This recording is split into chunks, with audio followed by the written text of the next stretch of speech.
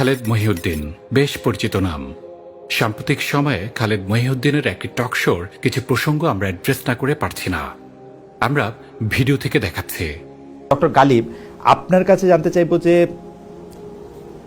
জামায়াতে ইসলামীর বা বিএনপি ছাড়া আমি যদি অন্য রাজনৈতিক দলগুলি বলি, অর্থাৎ বিএনপিকে এক পক্ষ এবং এনসিপিকে আলাদা করে ধরে জামায়াতে ইসলামীর নেতৃত্বে ইসলামী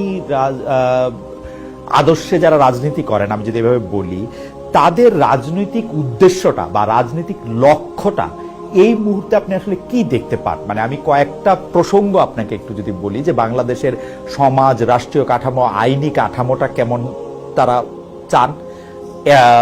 ৭১টা আপনি মোটামুটি ভাবে বললেন যে এটা কিভাবে এটা আপনি ডিল করতে আপনি দেখেন।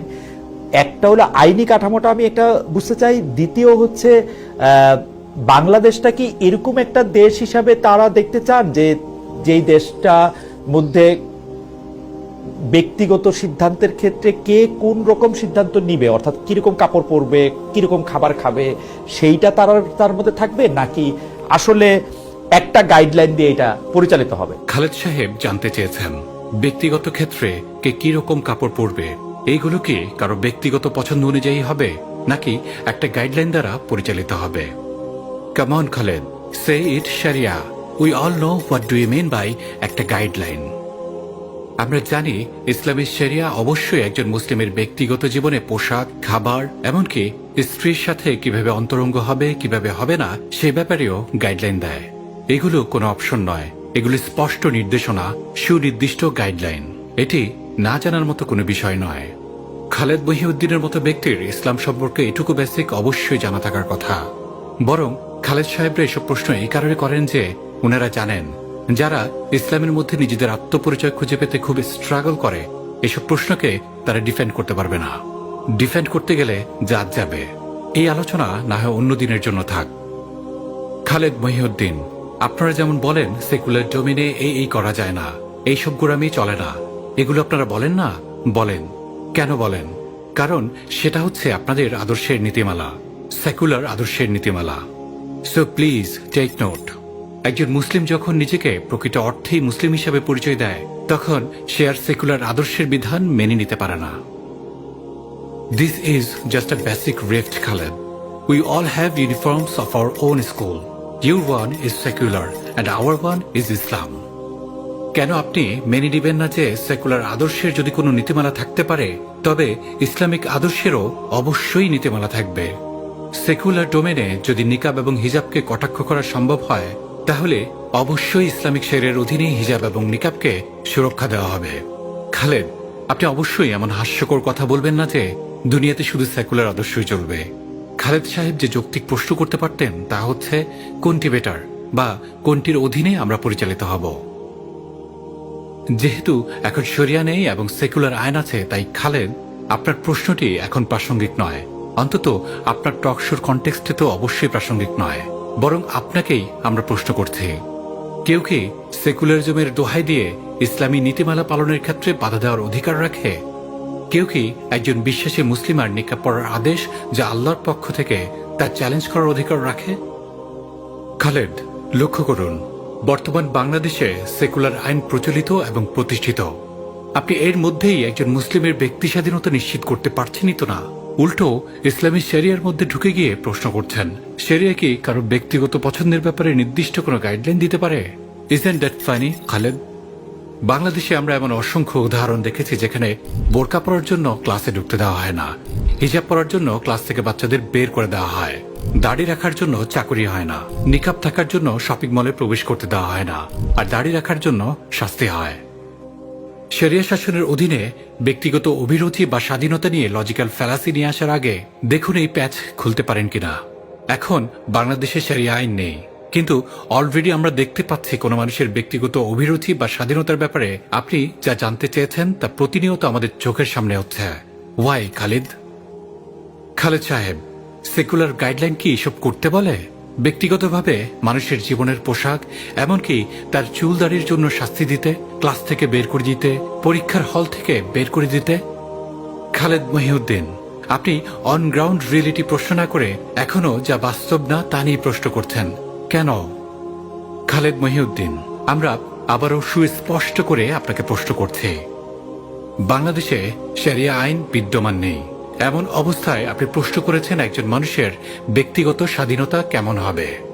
কিন্তু বাংলাদেশের সেকুলার আইন বাস্তবায়ন থেকেও প্রতিনিয়ত একজন মুসলিমের, উই রিপিট, একজন মুসলিমের ব্যক্তিগত স্বাধীনতা এবং ধর্মীয় অনুশাসন মেনে চলার স্বাধীনতা নষ্ট করা হচ্ছে। আপনার প্রশ্ন আগে এখানে করা উচিত, কারণ ইটস অলরেডি হ্যাপেনিং। কিন্তু আপনি তা না করে ইসলামী শরিয়া নিয়ে প্রশ্ন করেছেন কেন খালেদ? আপনার উদ্দেশ্য কি? আমরা আরেকটু শুনে দেখি। যে কেউ কেউ মানে বাংলাদেশের রাজনীতিতেই আমরা এটা এরকম প্রায় শুনে থাকি যে অমুক দল অর্থাৎ বিএনপি ক্ষমতায় গেলে তারা কোনোদিন শরিয়া বিরোধী কোনো আইন করবে না। আমি আইনের ছাত্র না, কিন্তু আমি একটু মনোযোগ দিয়ে খেয়াল করতেছিলাম যে বাংলাদেশে কি কোনোদিন কোনো আইন ছিল যেটা শরিয়া বিরোধী, বা এখনো কি আসে কিনা, এটাও যদি আমাকে একটু বলতেন যে বাংলাদেশের এক্সিস্টিং কোন ল কি শরিয়া বিরোধী কিনা বা কখনো ছিল কিনা। আপনি যদি দুইটা প্রসঙ্গ একটু বলতেন যেতেন। খালেদ মহিউদ্দিন আগে স্বীকার করে নিয়েছেন উনি আইনের ছাত্র না, এরপরে জানতে চেয়েছেন বাংলাদেশের কোনো আইন শরিয়া বিরোধী কিনা। We only wish he didn't ask that question. Khaled Mohiuddin, আপনি নিজেকে অপমানিত করেছেন। আপনি যদি সত্যি আপনার টক শোতে শরিয়া নিয়ে কথা বলতে চান, শরিয়া নিয়ে আপনার ব্যক্তিগত চলনে যতই থাকুক না কেন, আপনার উচিত ছিল শরিয়া কি তা ভালোভাবে বোঝা। You shouldn't jump on the decision just by knowing the name of the book. Even that's not a good standard of journalism, Khaled. We are sorry to school you. আপনি জানতে চেয়েছেন বাংলাদেশের কোনো আইন শরিয়া বিরোধী কিনা। বাংলাদেশে বিদ্যমান পুরো আইন কাঠামোই শরিয়া বিরোধী, খালেদ। শরিয়ার মূল হচ্ছে বিধান হবে কেবল আল্লাহর পক্ষ থেকে, এবং আল্লাহর বিধান ব্যতীত সবকিছুই শরিয়া বিরোধী। This is Sharia 101, Khaled. আরেকটু শুনে দেখি। বাংলাদেশে কোন আইনকে আপনি কোরআন বা সুন্নাহর দৃষ্টিকোণ থেকে বিরোধী বলতে পারবেন কিনা, সাংঘর্ষিক বলতে পারবেন কিনা, অর্থাৎ কোন হারাম জিনিস হালাল বাংলাদেশে এরকম কোনো কিছু আছে কিনা। খালেদ মহিউদ্দিন জিজ্ঞেস করেছেন বাংলাদেশের কোন আইনকে আপনি কোরআন বা সুন্নাহ বিরোধী বলতে পারবেন কিনা, অর্থাৎ কোন হারাম জিনিস বাংলাদেশে হালাল, এরকম কোনো কিছু আছে কিনা। We only wish Khaled didn't ask that question. Let's get into business. Can you read this verse for me, Khaled? Here's the translation for you.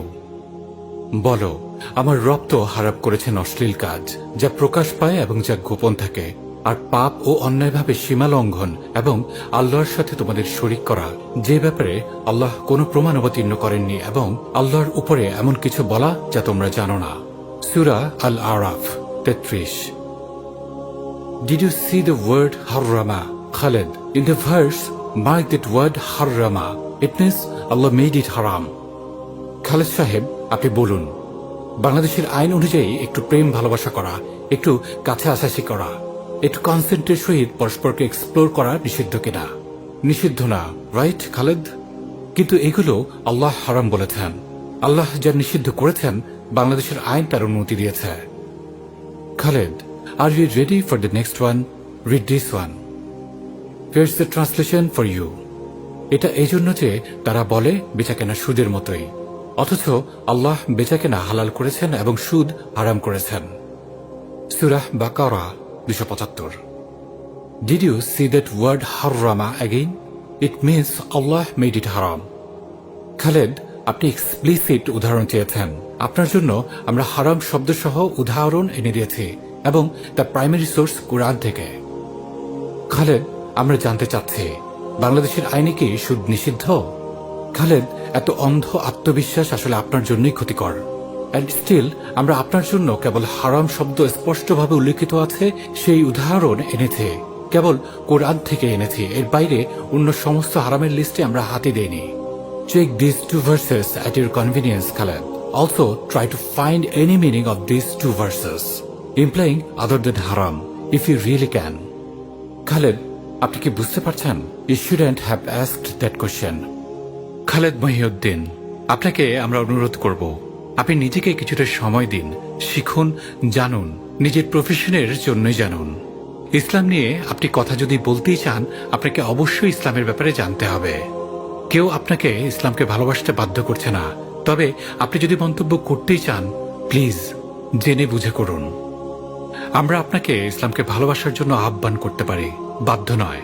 তবে আপনি যদি মনে করেন আপনি ব্যাপক বুদ্ধিজীবী হয়ে গেছেন এবং আপনি চিকন কথা দিয়ে ইসলামকে কটাক্ষ করবেন আর কেউ তা লক্ষ্য করবে না, প্রতিবাদ করবে না, then that would be silly. Good old days are gone. Wake up to reality. The game has changed, Khaled. The game has changed.